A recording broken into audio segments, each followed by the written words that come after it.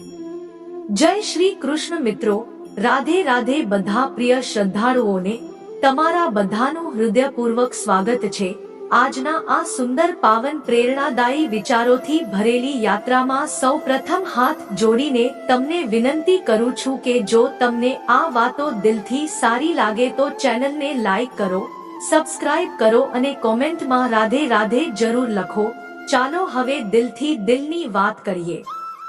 મિત્રો, એક સવાલ આપણા બધાના મનમાં ક્યારેક ને ક્યારેક તો ચોક્કસ આવે છે, સારો સમય ક્યારે આવશે? ખરું ને? ક્યારેક મુશ્કેલીઓનો પહાડ તૂટી પડે છે, ક્યારેક પરિસ્થિતિ એવી થઈ જાય છે કે મનમાં નિરાશાનો અંધકાર છવાઈ જાય છે, બધે ફક્ત અંધકાર જ દેખાય છે અને ત્યારે મન ચૂપચાપ ભગવાનને પૂછે છે, હે પ્રભુ, મારો સારો સમય ક્યારે આવશે? પરંતુ મિત્રો, શું તમે જાણો છો કે ભગવાન શ્રી કૃષ્ણે વારંવાર એ જ કહ્યું છે કે જે ધૈર્ય રાખે છે, જે વિશ્વાસ નથી છોડતો, તેના માટે સારો સમય આવવાનું નક્કી છે। ભગવાન શ્રી કૃષ્ણે અર્જુનને પણ આ જ કહ્યું હતું। મહાભારતના યુદ્ધમાં જ્યારે અર્જુન ભાંગી પડ્યો હતો, જ્યારે તેને બધું ખોવાયેલું લાગતું હતું, ત્યારે શ્રી કૃષ્ણે હસીને કહ્યું હતું, કાળ ચક્ર હંમેશા ફરતું રહે છે। હે પાર્થ, જે આજે દુઃખ છે તે જ કાલે સુખમાં બદલાશે। આ જીવનનો નિયમ છે, ના તો સુખ કાયમી છે, ના તો દુઃખ કાયમી છે, બંને આવશે જશે। પરંતુ જે શ્રી કૃષ્ણમાં શ્રદ્ધા રાખશે, જે પોતાના કર્મ કરતો રહેશે, ધૈર્યથી, પ્રેમથી, વિશ્વાસથી, તેનો સારો સમય નિશ્ચિત આવશે। મિત્રો, એક નાનકડી વાર્તા સાંભળો। ખૂબ પ્રાચીન સમયની વાત છે। એક ગરીબ બ્રાહ્મણ હતો, તેનું નામ હતું દેવદત્ત। દેવદત્ત ખૂબ જ ઈમાનદાર, શ્રદ્ધાળુ અને મહેનતુ હતો, પરંતુ ભગવાને તેને વારંવાર મુશ્કેલીઓમાં નાખ્યો। ક્યારેક ભોજન ના મળતું, ક્યારેક બીમારી ઘેરી લેતી, ક્યારેક અપમાન સહન કરવું પડતું। લોકો તેની મજાક ઉડાવતા હતા, કહેતા હતા, અરે તારો ભગવાન તને જોતો પણ નથી, છોડ આ પૂજાપાઠ। પરંતુ દેવદત્ત હસતો અને કહેતો, ભગવાન બધું જોઈ રહ્યા છે, મારો સારો સમય આવશે, હું ફક્ત મારો ધર્મ નિભાવીશ। અને સાચે જ એક દિવસ ગામમાં ભયંકર દુકાળ પડ્યો, બધા લોકો પરેશાન હતા, પરંતુ દેવદત્તના આંગણામાં ભગવાનનો ચમત્કાર થયો। એક સાધુ ત્યાં આવ્યા અને પ્રસન્ન થઈને દેવદત્તને એક એવું બીજ આપ્યું જે થોડા પાણીથી પણ ફળી ફૂલી શકતું હતું। દેવદત્તનું ખેતર હરિયાળું થઈ ગયું। જ્યારે બધા દુકાળથી ઝઝૂમી રહ્યા હતા, ત્યારે દેવદત્ત, જેની લોકો મજાક ઉડાવતા હતા, તે જ ગામનો પાલનહાર બની ગયો। લોકો દોડી દોડીને તેના ઘરે આવ્યા અને માફી માંગવા લાગ્યા। ત્યારે દેવદત્તે કહ્યું, મેં ક્યારે આશા ના છોડી, કારણ કે મને વિશ્વાસ હતો કે મારો સારો સમય આવશે। અને મિત્રો, આજ ભગવાન શ્રી કૃષ્ણની શીખવાડેલી વાત છે, કર્મ કરતા રહો, ફળની ચિંતા ના કરો। યાદ રાખો, જે સારા સમયની પ્રતીક્ષા કરે છે તેને સારો સમય અવશ્ય મળે છે, પરંતુ જે અધવચ્ચે હાર માની લે છે, જે ભગવાન પરથી વિશ્વાસ હટાવી લે છે, તે પોતાની જ જીતથી દૂર થઈ જાય છે। શ્રી કૃષ્ણે ગીતામાં સ્પષ્ટ કહ્યું છે, માં બિકમ શરણમ વ્રજ, અર્થાત કેવલ મારી શરણમાં આવો, હું તમારા બધા પાપોને હરી લઈશ, તમને મુક્ત કરી દઈશ। તો મિત્રો, જ્યારે પણ જીવનમાં મુશ્કેલ સમય આવે, જ્યારે પણ લાગે કે બધા રસ્તા બંધ થઈ ગયા છે, તો બસ આંખો બંધ કરી લો અને દિલથી પોકારો, હે શ્રી કૃષ્ણ, હું તમારી શરણમાં છું। તમે જોજો, પછી એવો અદ્ભુત ચમત્કાર થશે જે તમારી કલ્પનાથી પણ પરે હશે। બીજી એક વાર્તા સાંભળો। મહાભારતના સમયે દ્રૌપદીનું ચીરહરણ થઈ રહ્યું હતું। દ્રૌપદીએ પહેલા પોતાના બળ પર, પછી પોતાના પતિઓ પર ભરોસો કર્યો, પરંતુ જ્યારે બધી રીતે હારી ગઈ, ત્યારે તેણે બંને હાથ ઊંચા કરીને પોકાર કર્યો, હે કૃષ્ણ, હવે તમારે જ આવવું પડશે। અને તે જ પળે શ્રી કૃષ્ણે પોતાની માયાથી તેનું ચીર વધારી દીધું। દુશાસન ખેંચી ખેંચીને થાકી ગયો, પરંતુ દ્રૌપદીની લાજ બચી ગઈ। આ શું શીખવાડે છે? આ શીખવાડે છે કે જ્યારે આપણે સંપૂર્ણ નિષ્ઠાથી, કોઈ પણ શંકા વિના ભગવાનને પોકારીએ ત્યારે તે દોડીને આવે છે. આપણો સારો સમય તે જ ક્ષણથી શરૂ થાય છે જ્યારે આપણે શ્રી કૃષ્ણને આપણા જીવનની ડોર સોંપી દઈએ છીએ. મિત્રો, જો આજે તમારો સમય મુશ્કેલ છે, જો તમને લાગે છે કે રસ્તાઓ ખતમ થઈ રહ્યા છે, તો યાદ રાખો, ત્યારે શ્રી કૃષ્ણ તમારા માટે કંઈક વધુ સારું બનાવી રહ્યા છે. અત્યારે તમારો સંઘર્ષ, તમારી તપસ્યા, તમારી આસ્થા, આ બધું એક સુંદર ભવિષ્ય ઘડી રહ્યું છે. ભગવાને કહ્યું છે, જે મારામાં અડગ શ્રદ્ધા રાખે છે તેને હું ક્યારેય પડવા નથી દેતો. તો મારા પ્રિય ભાઈઓ અને બહેનો, જ્યારે ફરી વખત દિલ ઉદાસ થાય, આંખો ભરાઈ આવે, તો હસી દેજો, કારણ કે સારો સમય બસ આવવાનો જ છે. પોતાના દિલથી કહી દેજો, જય શ્રી કૃષ્ણ, મારો સમય આવશે. અને મિત્રો, હું તમને દિલથી કહું છું, જો આ વાતો તમારા દિલમાં થોડી પણ આશા જગાડી રહી હોય, તો આ વિડીયોને લાઈક કરો, ચેનલને સબસ્ક્રાઇબ કરો, જેથી આવા પ્રેરણાદાયી વિચારોનો પ્રવાહ ચાલુ રહે. અને હા, કોમેન્ટમાં રાધે રાધે લખીને તમારો પ્રેમ જરૂર વ્યક્ત કરો, કારણ કે જ્યારે આપણે બધા મળીને કૃષ્ણ પ્રેમમાં જોડાઈએ છીએ, તો જીવન પણ મધુર બની જાય છે અને સમય પણ. હવે જરા વિચારો, જો અર્જુને શ્રી કૃષ્ણ પર વિશ્વાસ ના કર્યો હોત, તો શું તે મહાભારત જીતી શકત? જો દ્રૌપદીએ અંતિમ ક્ષણમાં હાર માની લીધી હોત, તો શું તેની લાજ બચત? નહીં ને. તો પછી આપણે શા માટે હાર માનીએ? આપણે પણ શ્રી કૃષ્ણના બાળકો છીએ. આપણે પણ તે જ પ્રેમ, તે જ શક્તિ પોતાની અંદર લઈ જઈએ. આપણે પણ બસ વિશ્વાસ રાખવાનો છે. મારો સારો સમય આવશે, અને જ્યારે તે આવશે ને મિત્રો, તો તમે પોતે જ કહેશો, જય હો શ્રી કૃષ્ણની, જે પણ થયું મારા સારા માટે થયું. તો આજથી વચન લો, કોઈ પણ દુઃખ, કોઈ પણ મુશ્કેલી, કોઈ અડચણ મને પોતાના વિશ્વાસથી નહીં ડગાવી શકે.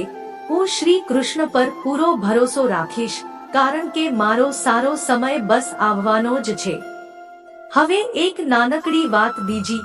શ્રી કૃષ્ણે ગીતામાં કહ્યું છે કે સુખ, દુઃખ, લાભ, હાનિ, જીત કે હાર, બધાને સમાન ભાવે જુઓ, પછી જે થશે એ તમારા હિતમાં જ થશે. મિત્રો, જ્યારે આપણે દિલથી શ્રી કૃષ્ણનું નામ લઈએ છીએ, તો બસ એ જ ક્ષણ હોય છે જ્યારે આપણા અંદરનો અંધકાર દૂર થવા લાગે છે. કારણ કે કૃષ્ણનું નામ ફક્ત શબ્દ નથી, એ તો એક ઉર્જા છે, એક આશીર્વાદ છે, જે આપણા જીવનની બધી અડચણો ચૂપચાપ દૂર કરી નાખે છે. તો આજે જ્યારે આપણે એ સમજી રહ્યા છીએ કે સારો સમય ચોક્કસ આવશે, તો એ પણ સમજવું જરૂરી છે કે જ્યાં સુધી એ સારો સમય ના આવે, ત્યાં સુધી આપણે કેવી રીતે જીવવું, કેવી રીતે હસવું, અને કેવી રીતે ભગવાન પર ભરોસો જાળવી રાખવો. શ્રી કૃષ્ણે ગીતામાં અર્જુનને કહ્યું હતું, હે અર્જુન, તું તારું કર્મ કર, અને જે પણ પરિણામ આવે તેને મારો પ્રસાદ સમજીને સ્વીકાર. વિચારો મિત્રો, જો આપણે દરેક પરિસ્થિતિને ભગવાનનો પ્રસાદ સમજી લઈએ, તો પછી આપણે દુઃખમાં પણ આનંદ શોધી શકીએ છીએ, અને મુશ્કેલીમાં પણ આશીર્વાદ જોઈ શકીએ છીએ. એક બીજી વાર્તા સાંભળો જે દિલને ખૂબ અંદર સુધી સ્પર્શે છે. એક ગામમાં એક ખેડૂત હતો. ખૂબ જ મહેનતુ, સવારથી સાંજ સુધી ખેતરમાં કામ કરતો, પરંતુ એક વર્ષ વરસાદ જ ના પડ્યો, પાક સુકાઈ ગયો, ઘરમાં ખાવાનું પણ કંઈ ના બચ્યું.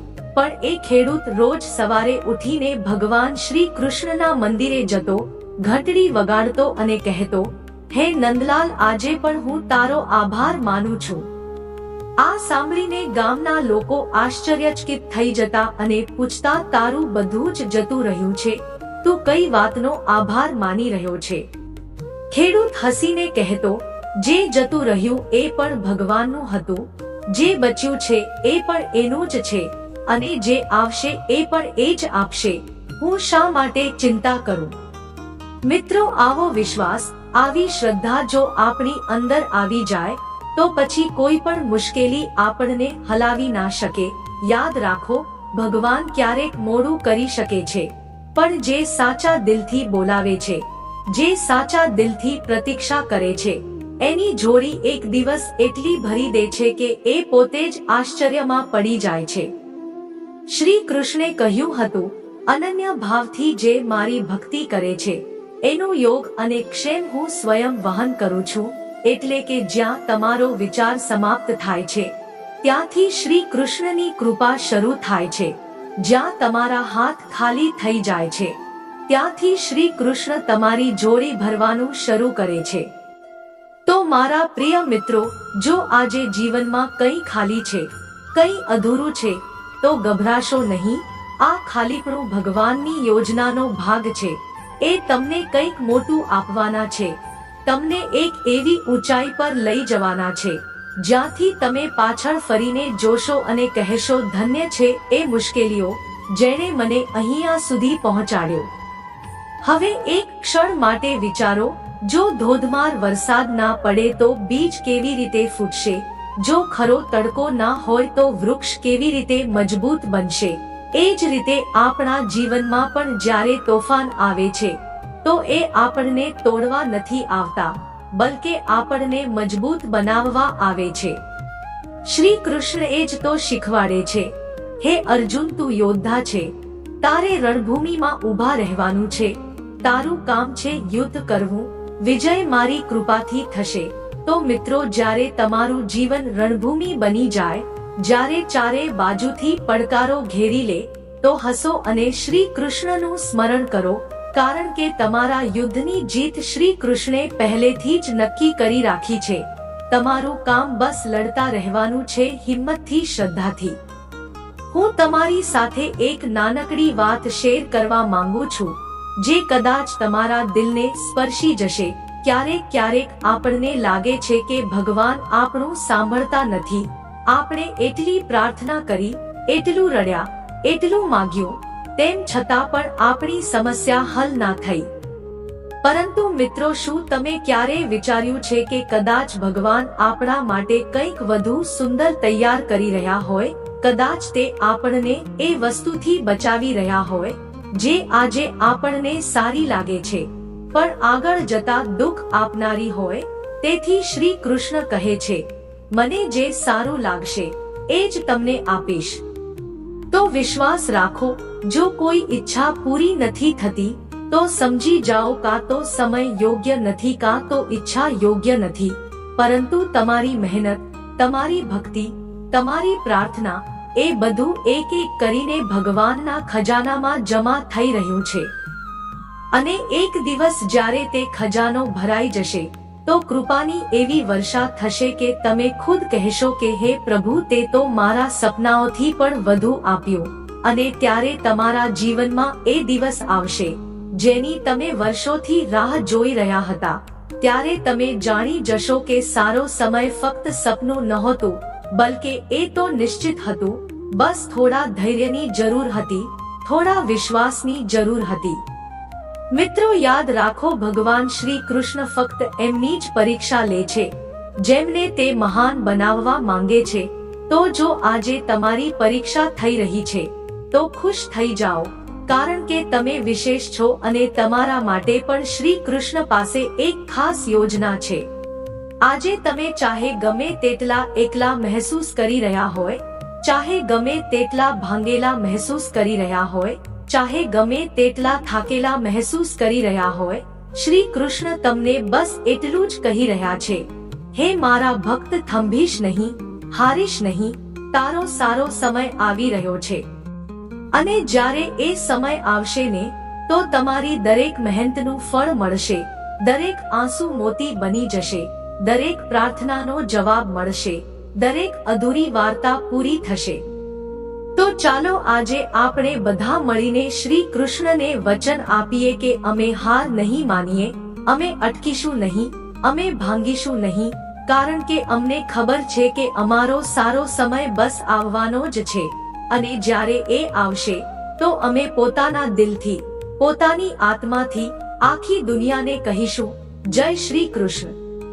હવે તમને એક નાનકડી વિનંતી, જો આ વાતો તમારા દિલમાં થોડી પણ રોશની જગાવી રહી હોય, જો તમને પોતાની અંદર થોડી પણ આશા મહેસૂસ થઈ રહી હોય, તો આ વિડીયોને પ્રેમથી લાઈક કરો, ચેનલને સબસ્ક્રાઇબ કરો અને નીચે કોમેન્ટમાં લખો રાધે રાધે, કારણ કે તમારું રાધે રાધે ફક્ત એક શબ્દ નથી, તે તમારા અને શ્રી કૃષ્ણ વચ્ચેનો એક સુંદર પુલ છે, એ પુલ જે તમારા સપનાઓને, તમારી દુઆઓને, તમારા સંઘર્ષોને શ્રી કૃષ્ણ સુધી પહોંચાડે છે।